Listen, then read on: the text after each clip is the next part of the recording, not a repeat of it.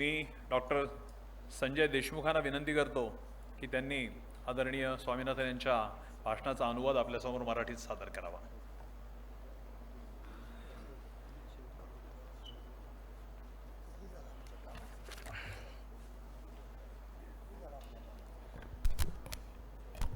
धन्यवाद. आजच्या हैदराबाद मुक्तीसंग्रामाच्या पवित्र दिनी मराठवाड्यात जिथे माझे वडील जन्मले, कळमनुरी तालुका, हिंगोली जिल्हा, आणि लातूर या भूमीमध्ये जिथे माझी आई जन्मली, अशा या भागातनं मुंबईमध्ये जन्मलेला मी आपल्या सर्वांना मनपूर्वक शुभेच्छा देतो. आजच्या या मुक्ती संग्रामाच्या दिनीच स्वामी रामानंद तीर्थांच्या नावाने मराठवाडा विद्यापीठ नांदेड येथे सुरू झालं आणि त्याचाही आज वर्धापन दिवस आहे. त्या निमित्ताने मी लातूरकरांना मनपूर्वक शुभेच्छा देतो. आपण म्हणतो की परिसराचा स्पर्श झाल्याशिवाय लोखंडाचं सोनं होत नाही, परंतु मी माझी तुलना लोखंडाशी सुद्धा करणार नाही. मी कदाचित दगडच होतो. आणि 14 जानेवारी 1988 साली जेव्हा मी प्रथम डॉक्टर स्वामीनाथन साहेबांना भेटलो माझ्या आयुष्यात, तो दिवस मकर संक्रांतीचा होता आणि सूर्याच्या संक्रमणातनं मकर राशीत प्रवेश केल्यानंतर जसं तुम्हाला बदल जाणवतो तशा प्रकारचा बदल माझ्या आयुष्यामध्ये डॉक्टर MS स्वामीनाथन या माणसांनी केला. आणि परदेशात मिळालेली शिष्यवृत्ती सोडून मी त्यांच्याकडे PhD नंतर कामाला सुरुवात केली. आज जो मी काय आहे, ज्याच्या माझ्याबद्दल जे बोललं जातं किंवा बोललं गेलेलं आहे, त्याला सर्वस्वी डॉक्टर स्वामीनाथन साहेबांचा परिसस्पर्श जबाबदार आहे, हे मी अतिशय विनम्रतेने सांगू इच्छितो.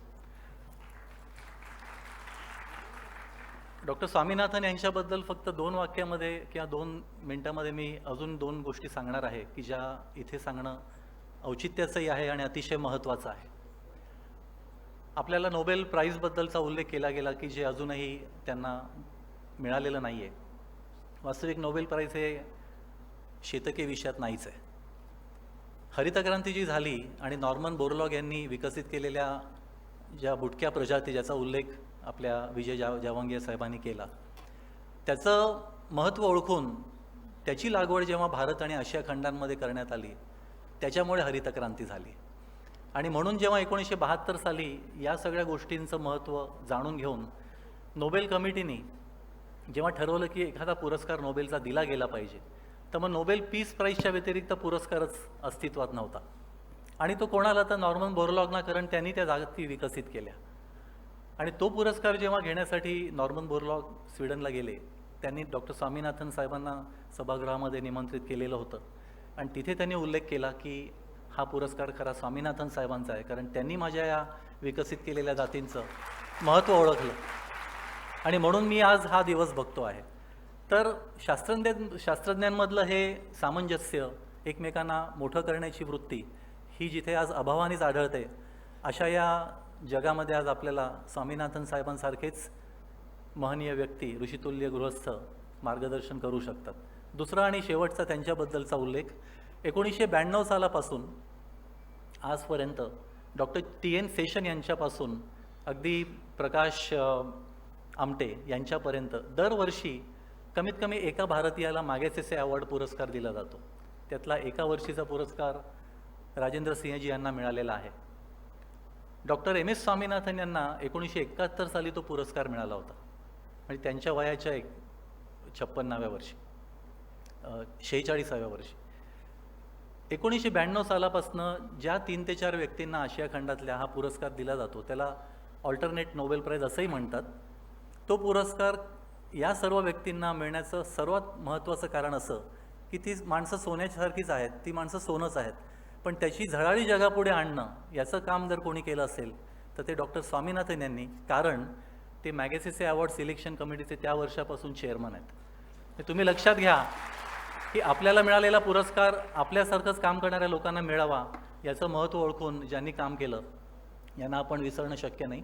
आणि शेवटचा उल्लेख असा की नोबेल पीस प्राईज किंवा नोबेल प्राईज याची रक्कम एवढी मोठी आहे आणि त्याला महत्त्व एवढं आहे, तर त्याला आपल्याला काउंटर अटॅक करता येईल का, या जाणीवेने अमेरिकन सरकारने 1987 साली जागतिक अन्न पुरस्काराची घोषणा केली, ज्याला आपण वर्ल्ड फूड प्राईज म्हणतो.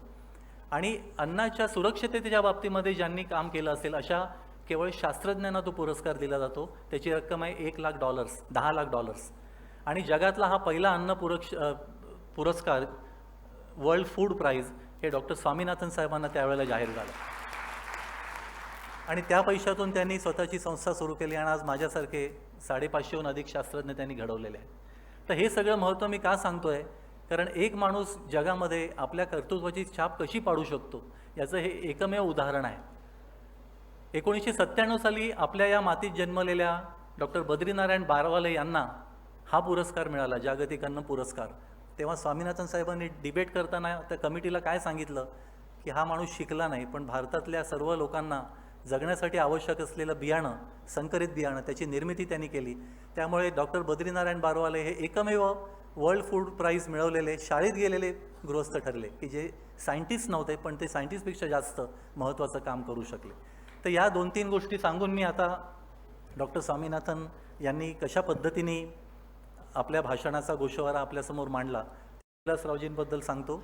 29 फेब्रुवारी 2007 साली आपल्या राष्ट्रपती महोदया प्रतिभाताई पाटील जेव्हा मुंबई विद्यापीठाच्या दीक्षांत सभागृहामध्ये विद्यापीठाच्या एक माजी विद्यार्थिनी म्हणून स्वागत समारंभासाठी हजर होत्या, त्या समारंभाचं निवेदन करण्याची जबाबदारी माझ्यावर सोपवली गेली होती. अतिशय महत्त्वाचा कार्यक्रम, सेकंदाला शब्दांची फेक करण्याची आपली क्षमता वाढवली पाहिजे या जाणीवेने मी 1 महिनाभर त्याच्यावरती काम करत होतो. कार्यक्रम संपल्यानंतर विलासरावजी त्यावेळेला मुख्यमंत्री होते. त्यांनी माझ्या पाठीवर येऊन शाबासकीची थाप ठोकली आणि तेव्हा लोक माझं कौतुक करायला पुढे आले होते की ते म्हणाले की अरे काय अप्रतिम तुम्ही कॉम्पेअरिंग केलं, सूत्रसंचालन केलं. तेव्हा देशमुख साहेब म्हणाले होते की ये तो देशमुख है, अच्छा करेगा ही. आणि ते शब्द माझ्या कानामध्ये अजूनही गुंजत आहेत. आज मला त्यांच्या अनुपस्थितीमध्ये लातूरमध्ये इथे यावं लागतं आहे, याचा मला खेद आहे, पण त्याला आदरांजली अर्पण करून त्यांचा वारसा त्यांचे सुपुत्र पुढे चालवणार आहेत या खात्रीने मी डॉक्टर स्वामीनाथन यांचं भाषण आपल्याला शब्दांकित करण्याचा प्रयत्न करतो. डॉक्टर स्वामीनाथन यांनी सुरुवातीच्या आपल्या या भाषणामध्ये मंचावरील सर्व आदरणीय व्यक्तींना आणि आपल्या सर्वांना मनपूर्वक शुभेच्छा देऊन अमरावतीतील राष्ट्रसंत तुकडोजी महाराज आणि नांदेडचं विद्यापीठ जे स्वामी रामानंद तीर्थ यांच्या नावाने सुरू झालेलं आहे त्या दोघांना आदरांजली वाहून आपल्या भाषणाला सुरुवात केली. त्यांनी दुष्काळाचा सामना करण्यासाठी आज जी ही परिषद इथे भरवण्यात आलेली आहे त्याच्यावरती प्रामुख्याने त्यांच्या भाषणाचा भर होता. आणि या भाषणामध्ये त्यांनी स्वतः या भाषणासाठी तयार केलेल्या 50 स्लाइड्स त्यांनी तयार करून आणलेल्या होत्या आणि त्या इथे दाखवलं जाणं अपेक्षित होतं, परंतु त्याचा गोषवारा मी आपल्याला सांगणारच आहे आणि त्या स्लाइड्सचं सुद्धा आपल्याला एक लेक्चरच्या स्वरूपात रूपांतर करून ते देण्यात येणार आहे.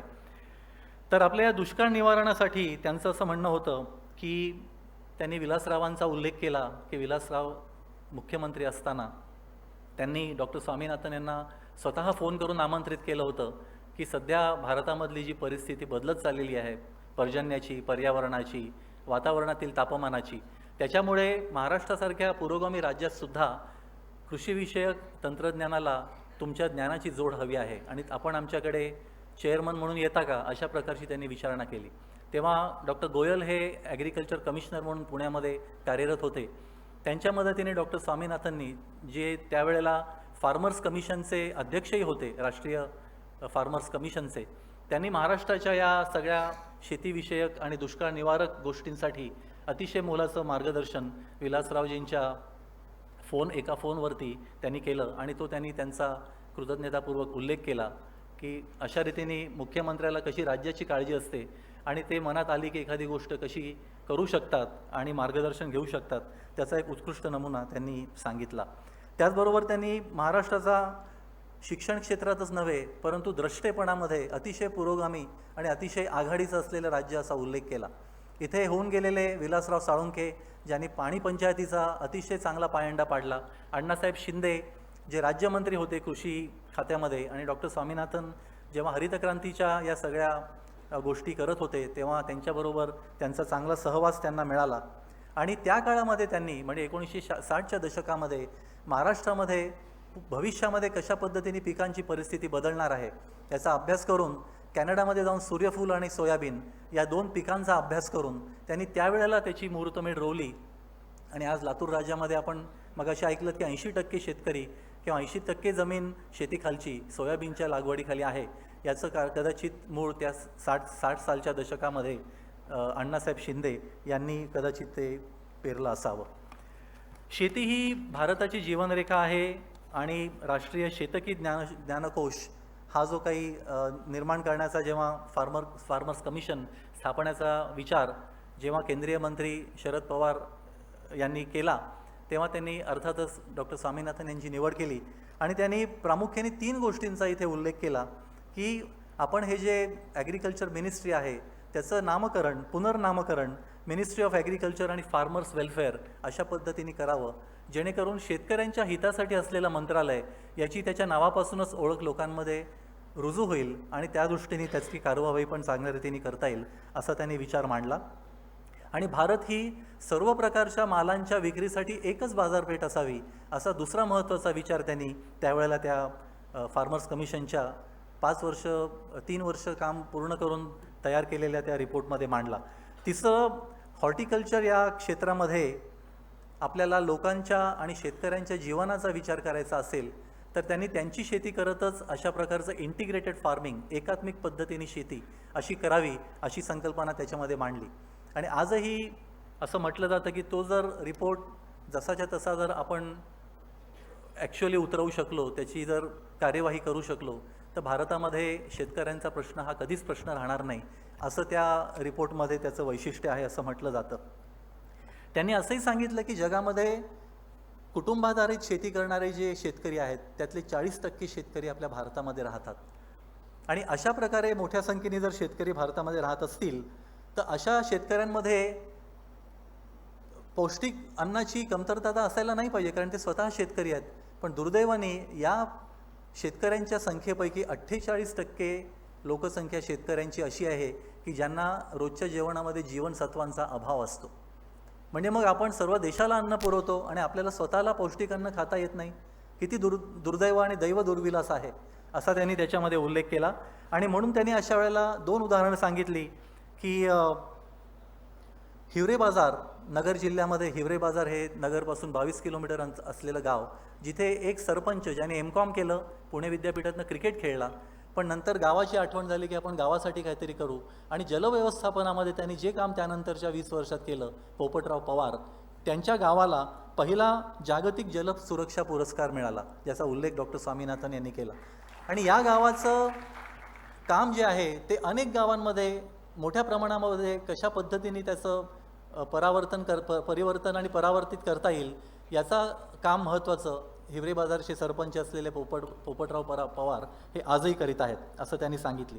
त्याचबरोबर ते असं म्हणाले की तुम्ही जेव्हा नैसर्गिक साधनसंपत्तीचा विचार करता, आज जगामध्ये उष्णप्रदेशीय प्रदेश जे आहेत ज्याला आपण 25% नॉर्थ आणि साऊथला ट्रॉपिकल बेल्ट म्हणतो, त्या प्रदेशांमध्ये जे देश आहेत ते सगळे देश आज विकसनशील देश म्हणून गणले जातात आणि जिथे जगातली 77% जैविक विविधता आहे. म्हणजे जैविक विविधतेने समृद्ध असलेले देश आर्थिकदृष्ट्या अतिशय गरीब आहेत.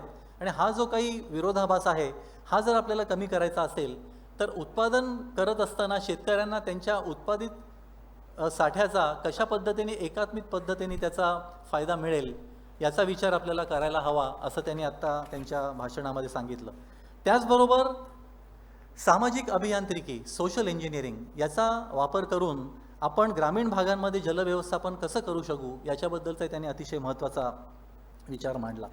दुष्काळ निवारणामध्ये 1972 साली आपल्या देशामध्ये ऑल इंडिया रेडिओने एक व्याख्यानमाला सुरू केली होती सरदार वल्लभभाई पटेल यांच्या नावाने. आणि त्या व्याख्यानमालेमध्ये डॉक्टर स्वामीनाथन यांनी आणेवारी पद्धतीचा उल्लेख करून की आपल्याकडे त्यावेळी 16 आण्याचा 1 रुपया म्हणजे 8 आणे पीक आलं असं शेतकरी म्हणायचे, 4 आणे पीक हातचं गेलं असं म्हणायचे. तर त्या आणेवारीच्या पद्धतीचा अभ्यास करून आपल्याला जर व्यवस्थापन पद्धती प्रचलित जी आहे ती जर पुढे नेता आली तर ती कशा रीतीने नेता येईल आणि आपल्या प्रोडक्शनचं म्हणजे आपलं जे उत्पादन होतं ते चांगलं ज्या वर्षी येत असेल तर ते अधिक चांगलं कसं घेता येईल, आणि एखाद्या वर्षी दुष्काळ पडणार असेल तर दुष्काळातल्या संकटांचा सामना करण्याची पद्धत कशी विकसित करता येईल, अशा पद्धतीने आपल्याला चांगल्या आणि वाईट दिवसांचा विचार करायला हवं, अशी त्यांनी सूचना त्या काळी त्या 1972 सालच्या व्याख्यानमालेमध्ये मांडली होती. आणि त्याचबरोबर आपल्या 1972 साली ते जेव्हा इंडियन ॲग्रिकल्चरल रिसर्च इन्स्टिट्यूटचे संचालक झाले, त्या काळी इंदिरा गांधींनी त्यांना अशी विचारणा केली की आज आपण हरितक्रांती आता गाठलेली आहे, परंतु 60च्या दशकामध्ये जेव्हा आपल्याला 80 दशलक्ष टन अन्नधान्याची आवश्यकता होती, तेव्हा ते आपल्याला आयातच करावं लागणार का आणि कायमस्वरूपी करावे लागेल का, अशा प्रकारचा प्रश्न विचारल्यानंतर मग हरितक्रांतीची बीजं त्यावेळेला रोवली गेली. त्या काळी परिस्थिती अशी होती की आपल्या जगामध्ये 17 लाख प्रकारच्या वेगवेगळ्या प्रजातींपैकी मनुष्य प्राणी ही एकमेव प्रजाती असताना या प्रजातीची लोकसंख्या ज्या पद्धतीने वाढत होती, तर 1797 साली लोकसंख्या 1 अब्जावर पोचली.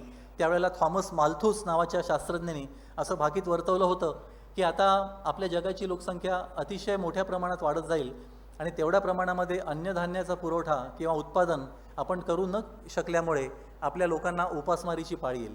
तशाच प्रकारचा एक अतिशय महत्त्वाचा विचार 1960च्या दशकामध्ये मांडला गेला होता.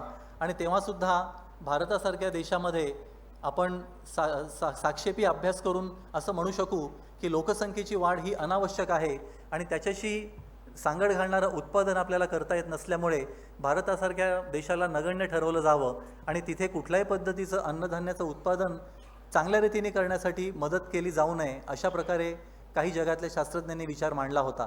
परंतु त्याच काळामध्ये हरितक्रांतीची बीजं रोवली गेली. डॉक्टर स्वामीनाथन हे त्या हरितक्रांतीचे शास्त्रीय प्रणेते होते.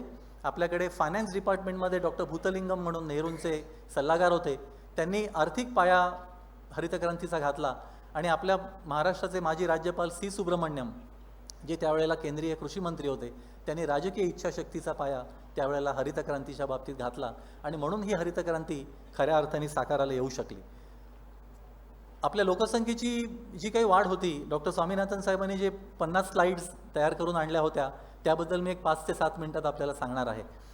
आणि मग त्यानंतर आपण या भाषणाच्या समारोपाकडे येऊ.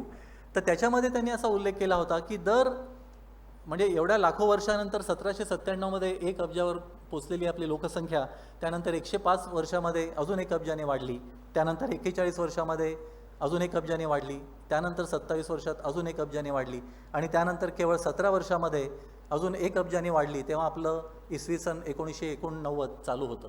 त्यानंतर 11 वर्षात आपण 6 अब्जावर पोचलो आणि अशा रीतीने दर 10 वर्षांनी 1 अब्ज लोकसंख्या आपली वाढणार असेल तर शेतीमध्ये आपण किती आमूलाग्र बदल केले तरी आज अशी अवस्था आहे की आपल्याला अधिक अन्नधान्य उत्पादन करण्यासाठी जास्त जमीन उपलब्ध नाही. त्यामुळे उपलब्ध जमिनीमध्ये आपल्याला ट्रेडिशनल आणि मॉडर्न या दोन्ही तंत्रज्ञानाची सांगड घालून कशा रीतीने मार्गक्रमणा करावी लागेल त्याच्याबद्दल डॉक्टर स्वामीनाथन यांनी त्यांच्या स्लाईड्समध्ये उल्लेख केलेला आहे. त्याचबरोबर त्या काळामध्ये जी हरितक्रांती झाली त्याच्यासाठी तंत्रज्ञान, सेवा, लोकाधारित जनधोरणे आणि शेतकऱ्यांचा उत्साह हे 4 प्रमुख मुद्दे कारणीभूत होते आणि त्यालाच अर्थात राजकीय इच्छाशक्ती आणि शास्त्रज्ञांची कौशल्य प्रवणता आणि बळीराजाची चिरंतन श्रमशक्ती याची सांगड झाल्यामुळे आपल्याला हरितक्रांतीचं उद्दिष्ट गाठता आलं. आपल्या पहिल्या महायुद्धाला 50 वर्ष झाली, त्यावेळी त्याचं 50व्या वर्षाचं एक प्रतीक म्हणून त्यावेळेला रेचेल कार्सन या लेखिकेने सायलेंट स्प्रिंग नावाचं एक पुस्तक लिहिलं होतं. त्याचा अर्थ असा की मूक वसंत, की आपण आज वसंत ऋतूमध्ये प्रवेश करत आहोत, परंतु आज अशी परिस्थिती आहे की कीटकनाशकांचा जो वापर होतो आहे त्याच्यामुळे कदाचित लोकांना उपासमार वेगळ्या पद्धतीची भोगावी लागेल की काय, अशा पद्धतीचं त्यांनी त्याच्यामध्ये एक लेखन केलेलं होतं. परंतु त्याच काळामध्ये डॉक्टर स्वामीनाथन साहेबांनी 1971 सालच्या वाराणसी येथे झालेल्या इंडियन नॅशनल सायन्स काँग्रेसच्या अध्यक्षपदी असलेल्या भाषणामधनं तेव्हा सांगितलं होतं की जेव्हा हरितक्रांती आपली नुकतीच झालेली होती तेव्हा त्यांनी सांगितलं की आपल्याला अजून 30 वर्षानंतर दुसरी हरितक्रांतीचा मागोवा घ्यावा लागणार आहे. आज जरी आपल्याला आवश्यक असल्यामुळे जास्तीत जास्त जमिनीमध्ये आपण जास्त उत्पादन देणाऱ्या प्रजातींची लागवड केलेली आहे, परंतु आपल्याला इंटिग्रेटेड इंटेन्सिव्ह फार्मिंग सिस्टीमकडे पुन्हा वळावं लागेल आणि आपल्या पारंपरिक शेतीचाच आपल्याला आधार घ्यावा लागेल. हे भाकीत त्यांनी आजपासून 42 वर्ष पूर्वी केलं होतं. म्हणजे द्रष्टेपण माणसाचं काय असतं की आत्ता आपण नुसतं हरितक्रांतीबद्दल उत्साह आहे, आपण त्याचा आनंद व्यक्त करतोय, पण त्याच्यातून निर्माण होणारे प्रश्न त्यांनी 40 वर्षपूर्वी मांडले होते. आणि हे खऱ्या अर्थाने द्रष्टेपण आपल्याला डॉक्टर स्वामीनाथन यांच्या त्या स्लाईड्समध्ये बघायला मिळतं. त्याचबरोबर त्यांनी असंही म्हटलं होतं की या हरितक्रांतीपासून आपण सदा हरितक्रांतीकडे जर आपल्याला जायचं असेल तर आपल्याला एकात्मिक नैसर्गिक साधनसंपत्तीचा विचार करावा लागेल आणि प्रकाश संश्लेषण अभिक्रियेमध्ये बदल घडवून आणताना नवीन वाणांची निर्मिती आपल्याला करावी लागेल. अशा प्रकारचा विचार त्यांनी 1971 साली मांडला. आजही परिस्थिती अशी आहे की आज आपल्या जगामध्ये फक्त तीन प्रमुख पिकांचा जर आपण विचार केला, म्हणजे मका, त्यानंतर तांदूळ आणि गहू, या तीन पिकांचं उत्पादन आज एवढं आहे आपल्या जगामध्ये की 33% जगातली लोकसंख्या या 3 पिकांवरती अन्नधान्यासाठी अवलंबून आहे. पण या पिकांचं उत्पादन जेव्हा जास्त चांगलं होतं तेव्हा त्याच्या किमती खरोखर वाढतात का? शेतकऱ्याला त्याचा फायदा मिळतो का? तर नाही. कारण त्याच्याबरोबर चौथी गोष्ट जी आहे म्हणजे आपल्या खनिज तेलाचे साठे, तर त्या साठ्यांचं जे काही प्रोडक्शन उत्पादन त्या वर्षी असेल त्यानुसार त्याची जेव्हा किंमत वाढेल त्यानुसार आपल्या पिकांच्या विक्रीची आणि किमतीची क्षमता त्याच्यामध्ये ठरवली जाते. हे सर्वात मोठं दुर्दैव आहे असा त्यांनी त्यांच्या भाषणामध्ये उल्लेख केलेला आहे. आणि म्हणून आपल्याला या सगळ्या दुष्काळांचा भविष्यामध्ये होणारा सामना करायचा असेल तर आपल्याला द्रष्टे भविष्यवेधी संशोधन करावं लागेल असं त्यांनी म्हटलेलं आहे. आणि ते असं म्हणतात की दुष्काळ, महापूर आणि आदर्श हवामान याचा सामना करणारा आराखडा आपल्याला तयार करावा लागेल, ज्याचा त्यांनी उल्लेख त्यांच्या भाषणामध्ये केला. आणि ते असंही म्हणतात की मगाशी त्यांनी उल्लेख केला की आपल्याला अभयारण्यांची निर्मिती करावी लागते. की आपण म्हणतो की एखादा प्राणी नामशेष होत चाललेला आहे, एखादी कॅन्सरवरती उपाययोजना शोधून काढू शकतील अशी औषधं निर्माण करता येतील अशी क्षमता असलेली वनस्पती हिमालयामध्ये नामशेष होत आहे, मग आपण त्या प्रदेशाला अभयारण्य म्हणून घोषित करूया. पण जेव्हा हे अभयारण्य घोषित होतं तेव्हा लोकांनाही कळतं की तिथे काय आहे जे दुर्मिळ होत चाललेलं आहे आणि मग त्याचं एक्सप्लॉयटेशन सुरू होतं. तर अशा पद्धतीने अभयारण्य जरूर असावीत, परंतु तीच अभयारण्य आपल्याला जमिनीतील पाण्याची पातळी वाचवण्यासाठी आणि ती वाढवण्यासाठी जर निर्माण करता येतील, त्याला त्यांनी शब्द दिला आहे भूजल संरक्षित अभयारण्ये. आणि या भूजलाचे भूगर्भीय निर्झर हे जर आपल्याला पुन्हा पुनर्जीवित करता येणार असतील, जसं काही मृत नद्यांचं पुनरुज्जीवन आपल्या राजेंद्र सिंहजींनी केलेलं आहे, तर या अशा प्रकारच्या भूगर्भीय निर्झरांचं पुनरुज्जीवन करण्यासाठी आपल्याला भूजल अभयारण्यांचं त्याची निर्मिती करावी लागेल असं त्यांनी म्हटलेलं आहे. आणि मग दुष्काळ निवारण जर करायचं असेल तर ही नाविन्यपूर्ण बियाणं जी आपण विकसित करू इच्छितो ती आपल्याला उपयोगी पडणार आहेत का? कारण आपल्याकडची जमीन आता कमी आहे, आपल्याला उत्पादन वाढवायचं आहे. आणि म्हणून अन्नधान्याची आयात न करता आपल्याला हे सगळे दुष्काळाचे प्रॉब्लेम्स आपल्याकडेच तेवढं उत्पादन घेऊन त्याच्यावरती निवारण त्याचं करता येईल का, असा प्रकारचा प्रश्न त्यांनी त्यांच्या भाषणामध्ये उपस्थित केलेला आहे. ते असंही म्हणतात की या सगळ्या गोष्टीतून तुम्हाला जर जे आज आपल्या भारतामध्ये अस्तित्वात आलेलं जगातलं पहिलं राष्ट्र आहे आपलं की राष्ट्रीय अन्न सुरक्षा विधेयक आपण आज अस्तित्वात आणलं. आणि त्याचे 4 प्रमुख मुद्दे त्यांनी म्हटले होते की जैविक जीवन साखळीचा विचार करून अन्नाची उपलब्धता प्रत्येक कुटुंबाला कमीत कमी 35 किलो धान्य दर महिन्याला पुरवून करता येईल का, आणि पहिले 100-1000 दिवस तशा प्रकारचा पुरवठा केल्यानंतर त्यांची आर्थिक क्षमता जोखून आपल्याला त्यांना पुन्हा काही सपोर्ट करता येईल का, अशा प्रकारचा त्याच्यामध्ये उल्लेख आहे. आणि राष्ट्रीय प्रणालीची साठवण करत असताना आपल्या अन्नप्राप्तीचा अधिकार लोकांना देता येईल का, अशा प्रकारचा त्याच्यामध्ये विचार व्यक्त केलेला आहे. आणि त्याचं इम्प्लिमेंटेशन जेव्हा होईल, जे आता चालू होईल, तेव्हा आपल्याला बऱ्याचशा या शेतीविषयक प्रश्नांचा मागोवा घेऊन त्याच्यावरती मार्ग काढता येईल. सांडपाण्याचा पुनर्वापर प्रक्रिया करून त्याचबरोबर जलसंधारण, खाऱ्या पाण्याचं शुद्धीकरण, सुरक्षित पेयजल आपल्याला कसं देता येईल आणि विज्ञान तंत्रज्ञान आणि हवामानाचा आराखडा निर्माण करता येतील अशी काही केंद्र आपल्याला उभारता येतील का, याचाही त्यांनी त्यांच्या भाषणात उल्लेख केलेला आहे. त्यांनी जलकुंड संकल्पना त्यांच्या भाषणात मांडली की ज्याच्यामध्ये शेती आणि शेतीजवळील जलसंधारणाचा कसा आपल्याला वापर करून शेतीशील उत्पादकता वाढवतील याचा त्यांनी उल्लेख केला. त्याचबरोबर ते पुन्हा एक वेगळा विषय मांडतात की आज शेतीमध्ये आजही 70% स्त्रियांचा सहभाग असतो. तुम्ही शेतीमधलं कुठलंही काम पहा. त्याचबरोबर या वेगवेगळ्या प्रकारची छोटी छोटी धरणं आणि जलकुंड निर्माण करायची असतील तर तुम्हाला स्त्रियांचाच आधार त्यासाठी घ्यावा लागेल असा त्यांनी स्पष्टपणे त्यांच्या भाषणात उल्लेख केला आहे. आणि पारंपरिक ज्ञानाला मेहनतीची सांगड त्यासाठी घालावी लागेल असंही त्यांनी त्याच्यामध्ये म्हटलेलं आहे. त्याच्यात त्यांनी महात्मा गांधी राष्ट्रीय ग्रामीण रोजगार हमी योजना याचा उल्लेख केला, जी आज कार्यरत आहे, आणि त्याच्याद्वारे फार्मर्स कमिशनच्या रिपोर्टमध्ये त्यांनी जे रेकमेंडेशन्स दिले होते ते रेकमेंडेशन्स कशा रीतीने राबवले जात आहेत याचा त्यांनी त्यांच्या भाषणामध्ये उल्लेख केला होता. त्याच्यामध्ये स्त्रियांना जास्तीत जास्त शेतीविषयक अधिकार देऊन त्यांच्या माध्यमातून अंगणवाडी, बालवाडी, त्याचबरोबर मध्यान्ह जेवण योजना कशा रीतीने शालेय पातळीवरती राबवता होईल असं त्यांनी त्याच्यामध्ये सूचना केल्या आहेत. त्याचबरोबर आपण ज्याला मायक्रो क्रेडिट म्हणतो, सूक्ष्म अर्थसहाय्य, हे स्वयंसेवी मदत गटांच्या, बचत गटांच्या मदतीतनं कसं करता येईल यालाही तुम्हाला एक चांगला वाव आहे. आणि त्याच्यातून तुम्हाला श्रमांना प्रतिष्ठा मिळवून देणाऱ्यांना जास्तीत जास्त आर्थिक मदत, अशा प्रकारचं त्याच्यातलं एक ध्येय राहील असं त्यांनी म्हटलेलं आहे. त्याचबरोबर या भाषणाच्या शेवटी येताना त्यांनी असं म्हटलेलं आहे की स्त्री पुरुष समानता प्रणाली आपल्याला खऱ्या अर्थाने जर राबवता आली तर त्याच्यामधनं तुम्हाला शेतकी हवामान वेधशाळा, पर्यावरण बदलाचा अंदाज घेणारे व्यवस्थापक गावागावांमध्ये आणि शहरांमध्ये तुम्हाला निर्माण करता येतील. त्याचबरोबर हरितवायूंची मात्रा कमी करण्यासाठी तुम्हाला जंगलतोड बंदी, त्याचबरोबर बायोगॅस संयंत्रांचा वापर आणि कडुलिंबाची लेपाधारित युरिया वापरण्याची पद्धती विकसित करावी लागेल असा त्यांनी त्याच्यात उल्लेख केलेला आहे. त्यांच्या भाषणात त्यांनी आंतरराष्ट्रीय पातळीवर, संयुक्त राष्ट्रसंघांच्या पातळीवर, डर्बान, क्योटो जपानमधलं, इथे कशा परिषदा झाल्या. उदाहरणार्थ 1992 साली आपली जी पहिली कन्व्हेन्शन ऑन बायोलॉजिकल डायव्हर्सिटी म्हणून रिओमध्ये परिषद झाली होती, ज्याला यावर्षी 20 वर्ष पूर्ण होत आहेत. आणि ऑक्टोबरमध्ये हैदराबादमध्ये 194 देशातले 12,500 लोक तिथे वसुंधरेच्या संरक्षणासाठी काय करता येईल याविषयी चर्चा करायला जमणार आहेत. त्याचा त्यांनी त्यांच्या भाषणात उल्लेख करून आपल्या केवळ 1° तापमान वाढीमुळे आपल्या शेतीमध्ये दरवर्षी 60 लाख टनाची घट कशी होऊ शकेल याचा अतिशय भयावह वर्णन त्यांनी त्यांच्या एका स्लाईडमध्ये केलेलं आहे. जर 1° बदल झाला आपल्या या तापमानामध्ये तर केवळ गव्हामध्ये एवढ्या लाख टनाचा एक नुकसान होईल प्रोडक्शनमध्ये, आणि त्याची किंमत साधारणपणे 130 कोटी रुपये असेल असं त्यांनी म्हटलेलं आहे. त्याच्यामुळे या बदलांवरती उपाययोजना करण्यासाठी आपल्याला खूप एकत्रितपणे काम करावं लागेल असं त्यांनी म्हटलेलं आहे. त्यांच्या भाषणाच्या शेवटी ते असं म्हणतात की जैविक आनंदाचा शोध, बायो हॅपीनेस, आपण जैविक आनंद कसा मिळवायला पाहिजे.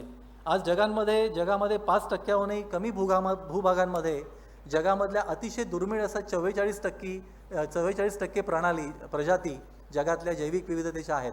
आणि या 5% भूभागांचं संरक्षण करत असताना आपल्याला भविष्यामध्ये जे काही धोके आहेत, म्हणजे तापमानाची वाढ, त्यानंतर समुद्राच्या पाण्याच्या पातळीतली वाढ, यांनी जे काही आपल्याला धोके निर्माण होणार आहेत त्याच्यावरती उपाय म्हणून स्वामीनाथन फाउंडेशनमध्ये 1989 साली संशोधन जे सुरू झालं होतं, जे किनारपट्टीच्या भागामध्ये वाढणारी मॅनग्रोव्हची जंगलं, खारफुटीची जंगलं, त्याचा त्यांनी त्यांच्या प्रेझेंटेशनमध्ये उल्लेख केला आहे.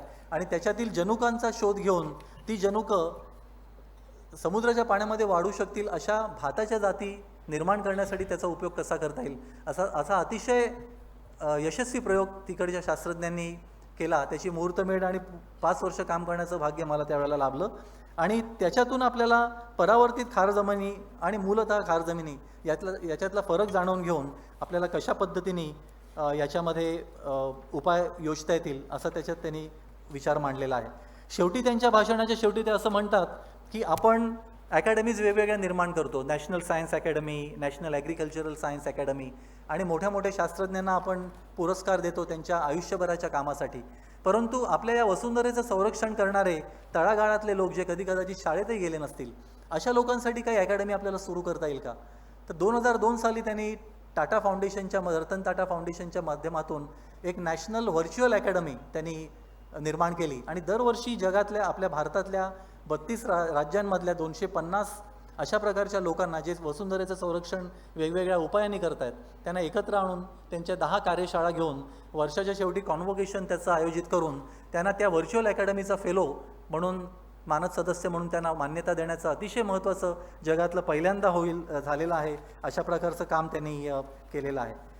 आणि शेवटी त्यांनी आपल्या लातूरकरांना जो संदेश दिला त्याच्याबद्दल मी फक्त 3 ते 4 मिनिटांमध्ये उल्लेख करीन. त्याच्यामध्ये त्यांनी असं म्हटलं की जे काही काम MS स्वामीनाथन फाउंडेशनच्या मदतीने भारतातल्या अनेक राज्यांमध्ये आणि परदेशामध्येही झालं, त्या अनुभवाचा फायदा घेऊन लातूरकरांनी काही विशिष्ट प्रकल्प राबवावेत, ज्याच्यासाठी ते स्वतः मदत करतील, त्यांच्या फाउंडेशनचे शास्त्रज्ञ मदत करतील.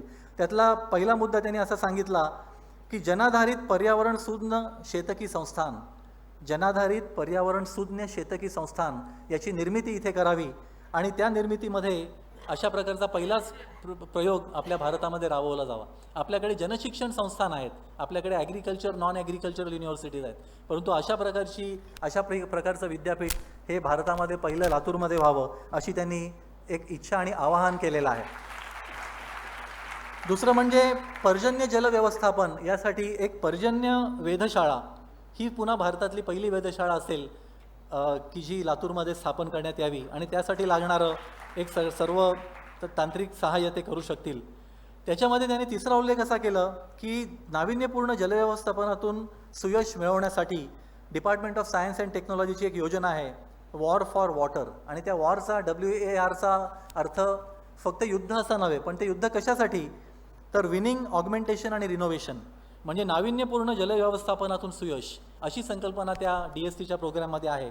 आणि त्याच्यात त्यांनी कोट्टनाड येथील समुद्रसपाटीपासून खाली असलेल्या शेतकी तंत्रज्ञानाचा एक त्यांनी उदाहरण सांगितलं आणि त्याच्यातनं शिकून आपण अशा प्रकारच्या तंत्रज्ञानाचा आणि इतर अनुभवांचा वापर करून लातूरमध्ये शेतकी विषयक एक प्रणाली कशा रीतीने विकसित करता येईल यासाठी त्यांनी एक आवाहन केलेलं आहे.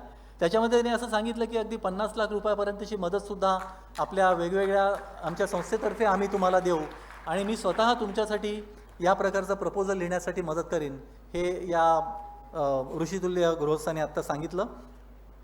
आणि त्यांनी शेवटी त्यांच्या भाषणामध्ये असा उल्लेख केला की स्थलवृक्ष, पूर्वी आपल्याकडे देवरायांची संकल्पना होती, देवाची राई म्हणजे देवराई. आपल्या पूर्वजांनी आपली जंगलं पुढे नामशेष होणार आहेत असा विचार करून गावागावांमधनं देवळांच्या मालकीच्या जमिनीवरती जे जंगल असेल ते तोडू नका, त्याच्यामधलं पानही तोडू नका, फुलंही तोडू नका, अशी संकल्पना शेकडो वर्षांपूर्वी, हजारो वर्षांपूर्वी मांडली होती. आणि आज आपण त्या ॲग्रोक्लायमॅटिक रिजन्समधल्या जैविक विविधतेचा अभ्यास करायचा असेल तर केवळ आज नामशेष होत चाललेली अस्तित्वात असलेली तुटपुंजी अशी देवरायांची संख्या जर बघितली तर त्याच्यातनं आपल्याला ही प्रेरणा मिळते. आणि म्हणून त्या देवळांमध्ये, त्या जंगलामध्ये अतिशय मुबलक असणारा वृक्ष कुठला असेल तर त्याचं स्थलवृक्ष म्हणून, तर त्या देवाचा वृक्ष म्हणून त्याचं एक त्याचा पुतळा तयार केला जायचा दगडाचा आणि त्याची पूजा केली जायची. चिदंबरममध्ये जे नटराजाचं मंदिर आहे तिकडे असा मॅनग्रोवच्या जंगलातल्या एका झाडाचा पुतळा आहे ज्याला आपण ब्रुगेरा असं म्हणतो आणि त्याचा त्यांनी उल्लेख केला. आणि आज ते म्हणाले की अशा प्रकारे प्रत्येक देवळाने त्या आजूबाजूच्या परिसरातल्या मूळ वृक्षाला स्थलवृक्षम असं मानून त्याची लागवड पूर्ण करणं हे आवश्यक ठरणार आहे आणि ते आवश्यक आहे. तर अशा प्रकारे त्यांनी त्यांच्या भाषणाचा शेवट करताना आपल्याला पुन्हा एकदा धन्यवाद दिले आणि त्यांनी असं सांगितलं की या सगळ्या महाराष्ट्र राज्याच्या पुरोगामी प्रगतीसाठी मी सदैव तुमच्या बरोबर असेन. आणि त्यांनी असंही सांगितलं की तुम्हाला जी काही मदत लागेल ते देण्यासाठी मी स्वतः वचनबद्ध आहे. त्यांच्याबद्दलचा एक शेवटचा उल्लेख करून मी त्यांच्या भाषणाचा गोषवारा मी तुम्हाला सांगितलेलाच आहे. मी फक्त एक शेवटचा उल्लेख असा करीन की आपण आज देवळामध्ये जातो आणि देवळामध्ये मोठ्या मोठ्या रांगा राहून दर्शनासाठी उभे असतो. त्याच देवळामध्ये समोर आपल्याला भिक्षुकांची रांग लागलेली असते, ते बसलेले असतात आणि वाट पाहत असतात की आपण त्यांना काही दान देऊ शकू का. आपण एखाद्या भिक्षुकाला विचारतो, अरे तुम्ही इथे बसलाय, कधी तुम्ही देव पाहिला आहे का, तर ते म्हणतात नाही, आम्हाला नाही बघायला मिळालेला, आम्हाला नाही जमलं बघायला. मग तुमच्या दृष्टीने देव कोण आहे असं जर आपण त्यांना विचारलं तर ते म्हणतात की तुम्ही जर मला एक पावाचा तुकडा आत्ता दिलात तर माझ्या दृष्टीने तुम्ही आज माझे देव आहात. तर असं जर आपण लोकांना त्यांचं अन्न देऊ शकलो तर मला असं वाटतं ते देव पण तुम्हाला आपोआप मिळेल. आणि ते करण्यासाठी आपण शेतकी तज्ज्ञच व्हायला पाहिजे असं नाही. आपण आपल्या पारंपरिक ज्ञानाचा उपयोग करून, आपल्या शेतकऱ्यांच्या ज्ञानाचा उपयोग करून, आपल्या सध्या असलेल्या कर्तृत्वाबरोबरच अजून काहीतरी आपल्या या समाजासाठी करू शकलो तर ती खऱ्या अर्थाने आपल्या या शेतकी समाजाला एक श्रद्धांजली ठरू शकेल. आणि नुसती श्रद्धांजली नव्हे, परंतु मला असं वाटतं की त्यांना एक उमेद देणारं एक आपलं कार्य मोठ्या प्रमाणामध्ये या 21व्या शतकामध्ये उभं राहील असा मला विश्वास वाटतो. लातूर आणि मराठवाड्याने महाराष्ट्राला संतांची परंपरा दिली, त्यानंतर स्वातंत्र्योत्तर काळामध्ये फार द्रष्ट्या अशा राजकारण्यांची परंपरा दिली आणि शिक्षण महर्षींची सुद्धा परंपरा दिली.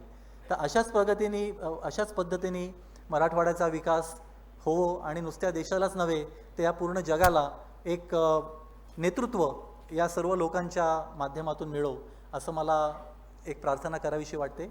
आणि मी एवढं बोलून मला ही जी काही संधी तुम्ही दिलीत डॉक्टर स्वामीनाथन यांचं कार्य इथे वर्णन करण्याची, मला असं वाटतं की माझ्या आयुष्याचं सार्थक झालं. अशी संधी मला नाही वाटत कोणाला मिळाली असती. त्यासाठी मी अतुल देऊळगावकर यांचे मनपूर्वक आभार मानतो. त्यांनी मला ही संधी दिली. माझी बहीण शुभांगी आणि डॉक्टर सिद्धिविनायक बर्वे इथे बसलेत. त्यांच्या लग्नाच्या दिवशी अक्षय तृतीयेला डॉक्टर स्वामीनाथन यांना यायचं होतं आणि ते म्हणाले, अरे मला आज याच्यामध्ये तुमच्या कलकत्त्यामध्ये डॉक्टर रवींद्रनाथ टागोरांचं जे शांतिनिकेतन आहे तिथे मला एक ऑनररी डॉक्टरेट मिळणार आहे आणि मी 6 महिन्यापूर्वी त्यांना हो म्हटलं होतं, तर मला आज तुझ्या बहिणीच्या लग्नाला येता येत नाही आहे. पण त्यांनी फोन करून बहिणीला मंगलाष्टक चालू असताना शुभेच्छा दिला. याचा उल्लेख मी का करतो आहे, ती त्यांना मिळणारी 75वी ऑनररी डॉक्टरेट होती त्यांच्या आयुष्यात. त्यांनी शेकडो मुलं आज हे केली, PhD दिली, पण 76 PhD आत्तापर्यंत मिळालेल्या जगातला हा एकमेव माणूस आहे. मग नोबेल प्राईज मिळो नाही तर न मिळो, पण तेही त्यांना मिळो अशी आपण प्रार्थना करूया. आणि ते मिळण्यापूर्वी भारत सरकारला जाग येऊन त्यांना भारतरत्न देवो असं मी पुन्हा एकदा प्रार्थना करतो आणि आपल्या सर्वांचे आभार घेतो. धन्यवाद.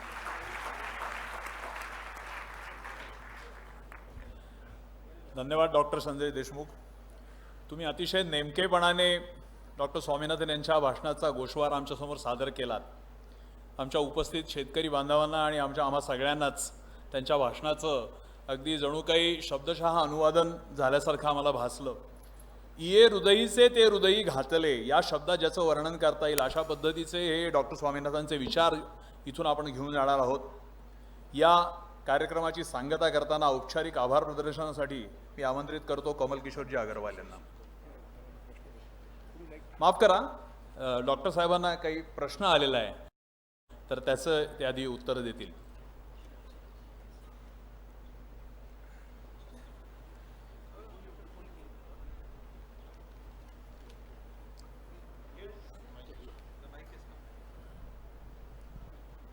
The question is, how can we improve research in drought-resistant varieties of jowar, wheat, bajri and other millets?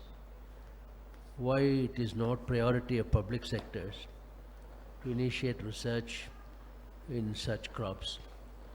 Is it possible to divert research funds to farmers to encourage plantation? I think there is research going on by wheat, bajri, jowar. In fact, the first hybrid jowar was planted in Maharashtra by Shri Vasantrao Naik when he was Chief Minister. So a lot of work has been done, but unless there is a market for them and a price, although the Agricultural Prices Commission announces minimum support price for nearly 25 crops, only in wheat and rice farmers are able to get the price. If once this is introduced in the public distribution system under the Food Security Act, then I guess there will be market, then the farmers will grow. Varieties are not only the national system, but also ICRIS Act in Hyderabad, the International Crop Research Institute for Semi-Arid Tropics. They have some very good varieties of bajri. Some of them are very rich in iron. Iron anemia is very frequent in women, and that can be overcome by this iron-rich bajri, what is called biofortification. So, but I agree with you, with the questioner, that more important is to work with farmers, what we call participatory breeding. The farmers and the scientists working together so that we can get the farmer's idea of the quality of grain, the cooking quality, the resistance to drought. So, I would like to see one part is anticipated research, I told you earlier. The other is participated research with farming families. All the Maharashtra universities should make it a regular habit to work with farmers, not just testing their variety in farmers' field, but developing the variety jointly with them. Participatory breeding is very important. We have done this in Koraput with tribal families. One of the most outstanding rice varieties called Kalinga Kala Jeera came from this participatory breeding. The tribal women selected it. They selected the variety, which is very good. And so, I agree with you. Some research is in progress, but more should be done. More should be done with farmers, particularly for climate-smart agriculture.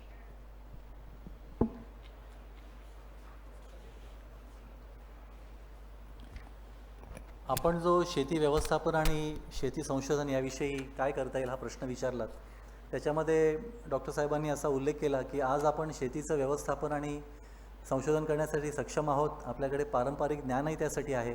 परंतु हा जो राष्ट्रीय अन्न सुरक्षा विधेयकाचा जो मुद्दा आहे आणि त्याच्याद्वारे आज जे काही बदल आपल्या शासनाच्या योजनांमध्ये होणार आहेत, त्याचं इफेक्टिव्ह जर आपल्याला इम्प्लिमेंटेशन करता आलं तर त्याच्यामध्ये पब्लिक डिस्ट्रीब्युशन सिस्टीम, की लोकांनी आज जर उत्पादन घेतलं तर त्यांना या लोकांच्याच म्हणजे शासकीय प्रणालीतून त्याचा कसा काही त्याची विक्री करता येईल आणि त्याच्यातनं त्यांना कसा आर्थिक नफा मिळवता येईल, या पद्धतीच्या प्रणाली या विधेयकामध्ये आहेत. आणि त्याचं जर इम्प्लिमेंटेशन चांगल्या रीतीने झालं तर हा प्रश्न आपल्याकडे राहणार नाही.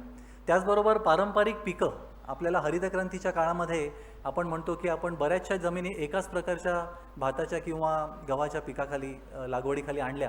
त्यावेळेला भाताच्या आपल्याकडे 45,000 जाती होत्या, प्रजाती होत्या, की ज्या त्या जमिनीतल्या वेगवेगळ्या हवामानाच्या प्रकारानुसार त्या तिकडे वाढत असत.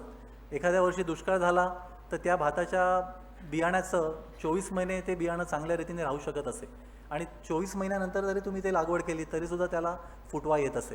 तर अशा पद्धतीने या पारंपरिक ज्या प्रजाती आहेत त्या आजही लोकांनी टिकवून ठेवलेल्या आहेत. अर्थात आपल्याकडे जनुकांच्या वेगवेगळ्या जीन बँक्स आपण ज्याला म्हणतो त्या आज अस्तित्वात आहेत, परंतु त्या काळी पारंपरिक ज्ञानाच्या आधारावरती लोक त्या प्रजाती त्यांचं जतन करत असत. आज त्यांनी ओरिसामध्ये कोरापुट नावाचा एक जिल्हा आहे आणि त्या जिल्ह्यामध्ये एक आदिवासी अनेक जमाती आहेत आणि त्यांनी आजही 3,500 वेगवेगळ्या प्रजातींचं संरक्षण त्यांच्या या पारंपरिक ज्ञानातनं केलेलं आहे. त्या जमातींच्या काही लोकांना युनायटेड नेशन्स एन्व्हायरमेंट प्रोग्रामचा जागतिक पुरस्कारही 4 वर्षापूर्वी मिळाला हे अशा प्रकारच्या जनुकांचं संरक्षण करण्याबद्दलचा. तर त्यांनी कालाजिरा नावाची एक प्रजाती आयडेंटिफाय केली की जी अशा प्रकारे जास्तीत जास्त जीवनसत्व तुम्हाला देऊ शकते आणि त्याची लागवड जर तुम्ही केली तर त्याच्यावरनं तुम्हाला अन्न सुरक्षेचा प्रश्न किंवा ज्याला आपण प्रथिनांची आणि जीवनसत्वांची कमतरता आहे तर असा प्रश्न सोडवण्यासाठी या पारंपरिक पद्धतींचा तुम्हाला वापर करता येऊ शकतो असं त्यांनी मुद्दाम नमूद केलं. धन्यवाद. समारोपाचे 2 मिनटं घेतो अगदी आपले. 12 वर्षापूर्वी sir, at the time of release of book on you, life and work of MS Swaminathan, which could be carried out by me in the month of December 2000, it was released by the then Chief Minister Vilasravji Deshmukh, and you could not come over there. Vilasravji came 30 minutes earlier, even though he was Chief Minister, to meet you and to grab total opportunity and listen from you what could be done. मला असं वाटतं विलासरावजींना जे त्यावेळेला वाटत होतं प्रोफेसरांना भेटावं आणि आपण काहीतरी करावं, आज विलासरावजी नाही आहेत, प्रोफेसर इथं आलेत आणि शब्दामध्ये व्यक्त करता येत नाही अशा पद्धतीने त्यांनी आपल्याला 2 आमूलाग्र सूचना केलेल्या आहेत. आपण सगळ्यांनी मिळून जर ठरवलं तर या दोन्ही गोष्टी आपण इथं अंमलबजावणीत आणू शकू. एक, हवामानाचा जो बदल होतोय त्याचा वेध घेणारं व्यवस्थापन, त्यासाठी ग्रामीण पातळीवर महिलांना किंवा पुरुषांना आपण त्याचं एक प्रशिक्षण देणं, त्यासाठी MS स्वामीनाथन रिसर्च फाउंडेशन आपल्याला मदत करायला तयार आहे. बंधू भगिनींनो, जगातली महत्त्वाची संशोधन संस्था आहे. इथल्या तरुणांनी अवश्य तिथे संशोधन संस्थेमध्ये जाऊन एकदा बघावं. लोकांमध्ये राहून लोकांसाठी संशोधन कसं करायचं याचा आदर्श नमुना स्वामीनाथन फाउंडेशन आपल्याला देतं आहे. त्यांचं सहकार्य आपल्याला पाणलोट क्षेत्र विकासासाठी सुद्धा होणार आहे. ते असं म्हणालेत की या भागामध्ये पाण्याची कायमस्वरूपी जर तुम्ही काही योजना ठरवली तर त्यासाठी ते 50 लाख रुपये द्यायला तयार आहेत आणि तंत्रज्ञान आणि विज्ञानसुद्धा द्यायला तयार आहेत. या संधीचा लाभ घेण्यासाठी आपण इथून पुढच्या काळात काही विचार करावा, आपण सर्वांनी बसून मिळून ठरवावं आणि या संधीचा लाभ घ्यावा. मी पुन्हा एकदा कृतज्ञता याबद्दल व्यक्त करतो. आणि आत्ता आपण ज्यांच्या ओघवत्या भाषेमध्ये सरांचा अनुवाद ऐकला ते डॉक्टर संजय देशमुख. फार मोठी पोस्ट आहे, पण केवळ सरांच्या आणि आपल्या प्रेमापोटी ते इथं आले. कदाचित इथून पुढं 5 वर्षामध्ये ते मुंबई विद्यापीठाचे कुलगुरू झालेले आपल्याला पाहायला मिळू शकतात. आपण त्यांना तशा शुभेच्छा देऊ. आणि यानंतर मी कमल किशोर अग्रवालना आभार प्रदर्शन करण्यासाठी विनंती करतो.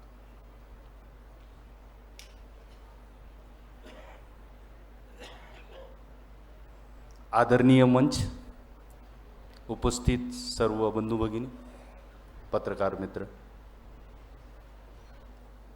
आजच्या या ऐतिहासिक कार्यक्रमाचं आभार प्रदर्शनाचं औचित्य मला मिळालं हे खरंच मी माझं भाग्य समजतो.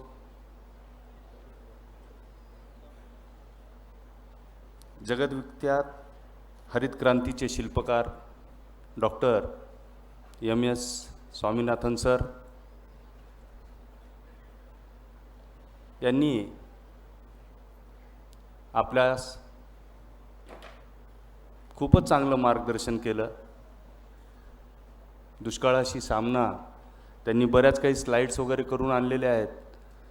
त्याचं आपण पूर्ण विस्तृत अशी माहिती देणारच आहोत. वेळ खूप कमी पडत आहे, कारण आणखीन 2 वक्ते यांनी आपलं मनोगत अगदी मार्गदर्शन आपल्याला केलेलं आहे. आदरणीय राजेंद्र सिंहजी, तसेच शेतकऱ्यांचे झुंजार नेते विजयजी जावंदिया सर,